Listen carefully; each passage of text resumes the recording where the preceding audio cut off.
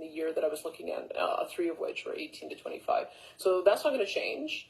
In fact, we're going to provide more support, because rather than sending those individuals to Quebec to get the surgery, we are going to attract a doctor here so the surgeries can be performed here, as well as the aftercare, which is very important in the case of some of the especially the bottom surgery.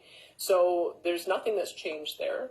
When it comes to hormone therapies, those are covered by a parent's drug plan. And so, again, those are not therapies that are currently covered by government. They're covered by parents' drug plans. And I would just say that just in the case of the federal government, last year, the federal government passed a new agreement with federal employees for health benefits. And this agreement recognizes that benefits should only apply for gender-affirming procedures for adults 18 years of age or older. So I'm not quite sure why the Minister of Health would take such a strong position when their own employee insurance plan only supports adults receiving these treatments. So we're being, I think, very responsible in the approach that we're taking. We are going to continue providing the same services that we've always had. We're going to make sure that they're even better so that those who are transitioning get the appropriate aftercare and counseling support that they need. And so, I welcome the discussion, but there is nothing that we are doing that would violate the Canada Health Act.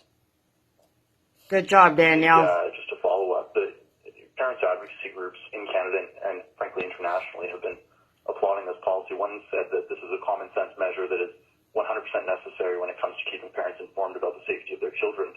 There's been a lot of support for this. There's been a lot of opposition from the opposition. But I'm curious, where you stand on invoking the notwithstanding clause if it comes to that. Will you do that?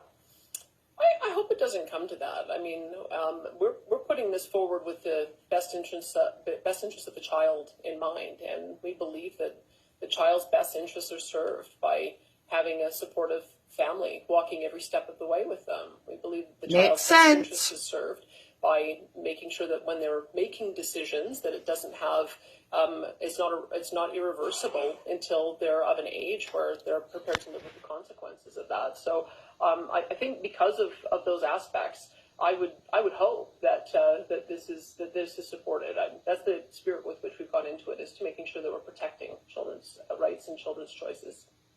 So that was Alberta Premier Danielle Smith facing questions on a number of planned changes for gender identity policy in the province. Meanwhile, the Alberta NDP leader is calling Smith's words cynical and cruel.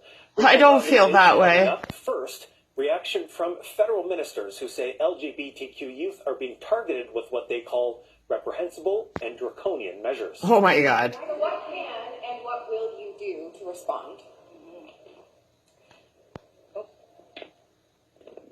Thank you so much.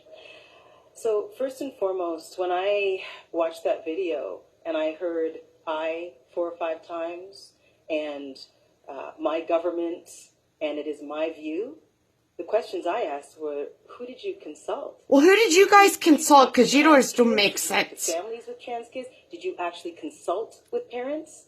So what I wouldn't do is put forward something like that without having consultation with the people you're talking about. Sounds like she has done her research, lady. I wouldn't do that. And so to Randy's point, Randy and I spent last night and into this morning consoling